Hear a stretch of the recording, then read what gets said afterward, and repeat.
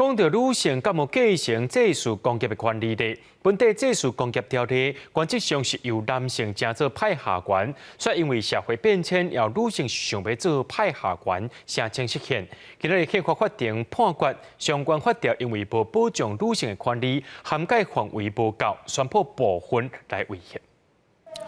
为古早流传到今，祭拜祖先为主要目的的祭祀公业制度，以前原则上是由男性正做派下员，落尾有女性也想要正做派下员，所以因为祭祀公业条例规定，原则上男性子孙才通正做派下员，就无法度得到权利，所以申请实现。13宪法法庭判决，法条保障范围无够，违反宪法第7条的平等原则，宣判部分违宪。它规定了男系子孙的部分，那这一部分是应该是继续存在的，继续有它的规范效力。那但是呢，这一条规定，因为它没有涵盖设立人其余女系子孙的部分，原则上是以男系子孙为主，就抵触了宪法第7条保障性别平等意志。法条规定有规约规定的祭祀工业，就按照规约来行；无规约的，就按照祭祀工业条例行。宪法法庭统计，目前有1221个祭祀工业无规约，占整体37.6%。判决了后，这个祭祀工业拢会受到影响。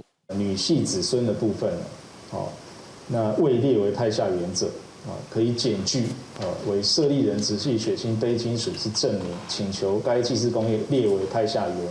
而且呢，他呢是从请求之日起享有为该祭祀工业派下人的权利。不过目前大部分的祭祀工业拢有规约规定，但是这个规约本身就排除女性正做派下员，即摆宪法判决要是无法度保障到因。而且若是现主时无规约的祭祀工业，即摆开始定规约排除女性，嘛要是会影响到女性的权益。记者郭文丹保罗台北报道。